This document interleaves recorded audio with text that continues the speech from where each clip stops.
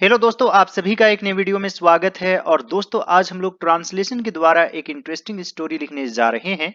तो आज का वीडियो काफी इंटरेस्टिंग और नॉलेजेबल है। कृपया इस वीडियो को पूरा जरूर देखेंगे। साथ ही दोस्तों, आप लोग मुझे इंस्टाग्राम पर भी फॉलो कर लीजिए। मेरा यूजर आईडी है ऑल राउंड नॉलेज। और दोस्तों, मैं आप लोग को एक एक रूल बताऊंगा, आप लोग को कोई दिक्कत नहीं होगी। कृपया इस वीडियो को पूरा जरूर देखेंगे।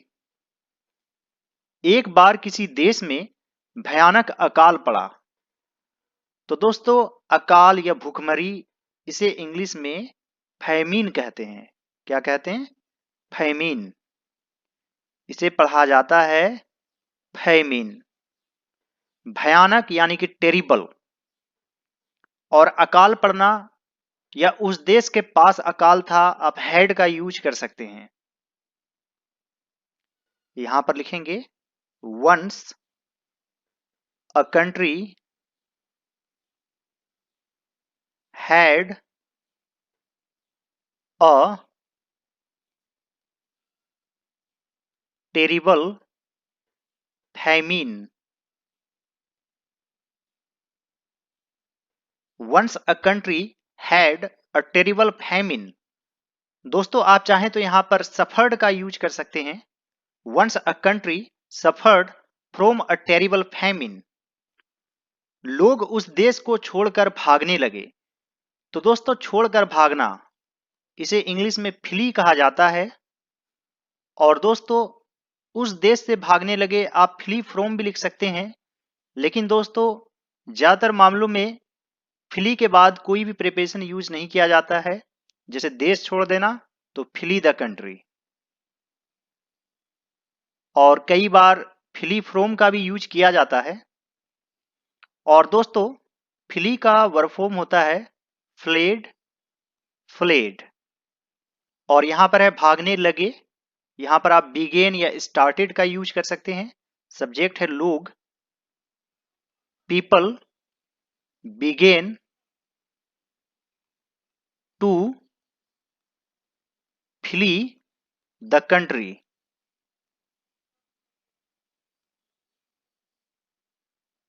People began to flee the country. उस देश में दो दोस्त रहते थे। तो दोस्तों, यहां पर है रहते थे यानी कि सिंपल पास्ट टेंस, उस देश में। और यहां पर सब्जेक्ट क्या है? टू फ्रेंड्स, यानी कि दो दोस्त।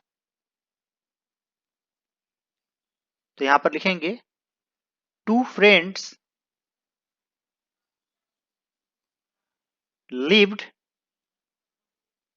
इन दैट कंट्री।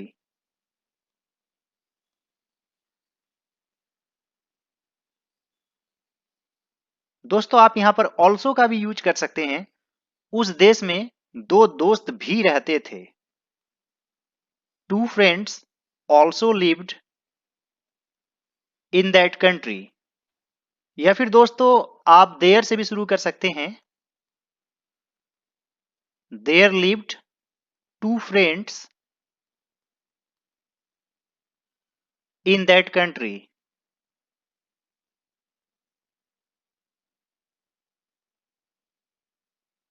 जैसे एक राजा रहता था, देयर लिव्ड अ किंग होता है। तो उसी सेंस में आप देयर का यूज कर सकते हैं।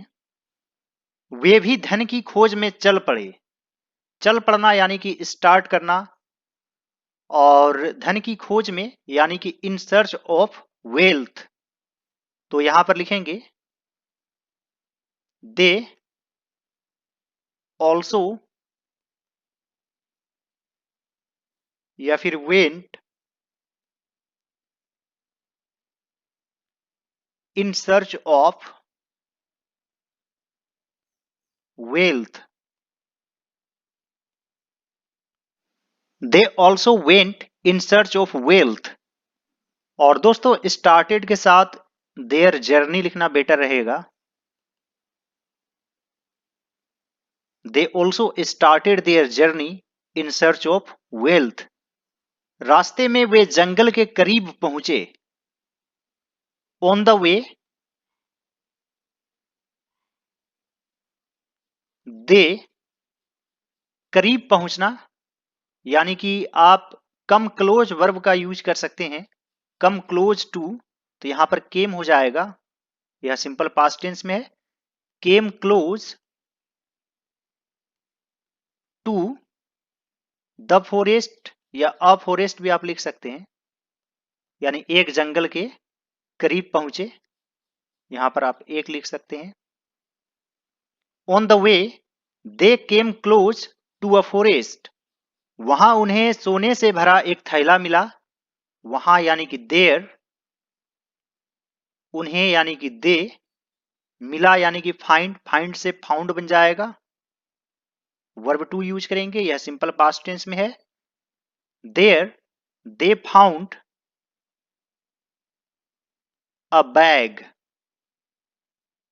सोने से भरा, full of gold.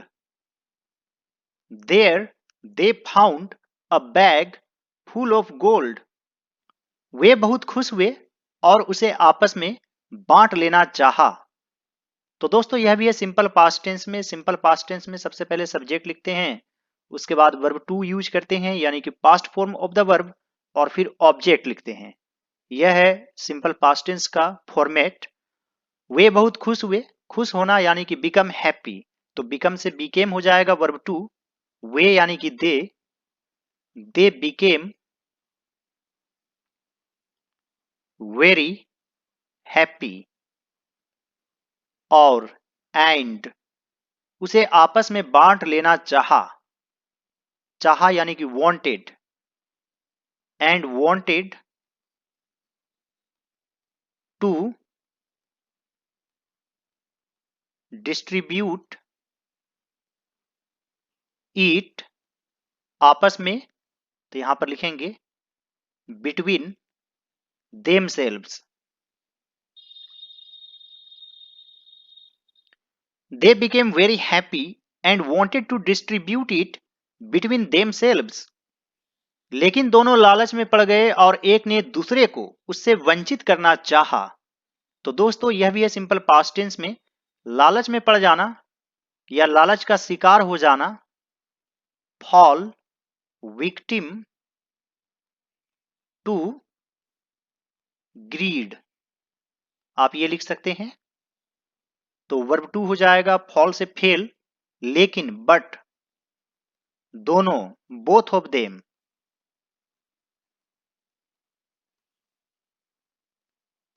Fail victim to greed, और एक ने दूसरे को उससे वंचित करना चाहा। वंचित करना का इंग्लिश होता है deprive of, deprive of something. जैसे दोस्तों हम लोग बच्चों को शिक्षा से वंचित नहीं कर सकते, we can not deprive the children of education. और एंड द वन, और यहां पर करना चाहा, wanted to deprive the other, और यहां पर उससे यानी कि एक तरह से सोना से, तो आप यहां पर ऑफ गोल्ड भी लिख सकते हैं। But both of them fell victim to greed and the one wanted to deprive the other of gold. उनमें से एक दुर्बल था, उनमें से यानी कि one of them, one of them, जैसे हम में से कोई एक, तो one of us. One of them was weak, उनमें से एक दुर्बल था। वह मिठाइयां लाने बाहर गया, तो सबसे पहले लिखेंगे वह बाहर गया, यानी कि simple past tense, he went out. मिठाइयां लाने, to bring sweets, he went out to bring sweets. उसने मिठाइयों में जहर डाल दिया। तो दोस्तों जहर को इंग्लिश में पॉइजन कहा जाता है, और पॉइजन वर्ब भी है और नाउन भी है। जैसे उसने मेरे दिमाग में जहर डाल दिया, ही पॉइजनड माई माइंड। तो उसी प्रकार यहां पर होगा पॉइजनड द स्वीट्स। उसने यानी कि ही पॉइजनड द स्वीट्स। और दोस्तों, यह वीडियो यदि आप लोगों को अच्छा लगे तो इस वीडियो को जरूर लाइक कर दीजिएगा, और अभी तक चैनल को सब्सक्राइब नहीं किया है तो पहले आप लोग सब्सक्राइब कर ही लीजिए, और एक बार कमेंट बॉक्स में कुछ ना कुछ लिख दीजिए, वेरी नाइस, वेरी गुड, ताकि मुझे मोटिवेशन मिलती रहे। ही पॉइजनड द स्वीट्स। जैसे ही दुर्बल दोस्त मिठाई लेकर आया, ताकतवर दोस्त ने उस पर हमला कर दिया और उसे मार डाला। जैसे ही, इसे इंग्लिश में कहा जाता है एज सुन एज। दुर्बल दोस्त, द वीक फ्रेंड, मिठाई लेकर आया। मिठाई लेकर यानी मिठाई के साथ। केम with the sweets,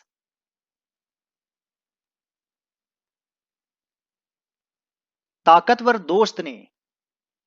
the mighty friend, might में भी ताकत होता है, माइटी यानी कि ताकतवर। माइट इज राइट, आप लोग सुने होंगे, जिसकी लाठी उसकी भैंस। द माइटी फ्रेंड हमला कर दिया, अटैक्ड, और अटैक के बाद कोई भी प्रिपरेशन यूज नहीं करना है। अटैक्ड हिम यानी उस पर हमला कर दिया, एंड उसे मार डाला, killed him.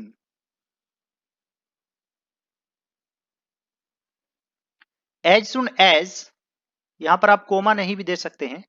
As soon as the weak friend came with the sweets, the mighty friend attacked him and killed him. इसके बाद उसने मिठाई को खा जाने का निश्चय किया। निश्चय किया यानी कि डिसाइडेड। इसके बाद, आफ्टर दिस भी लिख सकते हैं या सीधे आप देन भी यूज कर सकते हैं। Then he decided to eat the sweets. Then he decided to eat the sweets. जैसे ही उसने मिठाई खाई वह मर गया। जैसे ही यानी कि as soon as, he ate the sweets,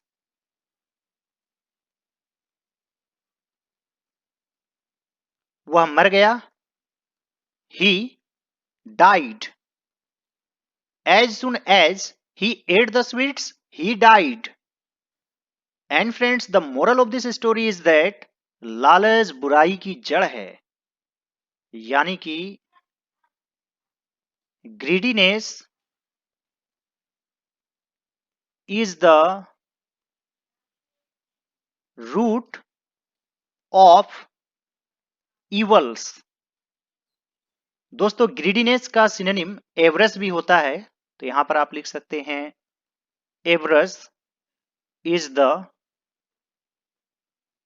root of all evils, यानी लालच सभी बुराइयों की जड़ है। Avarice is the root of all evils.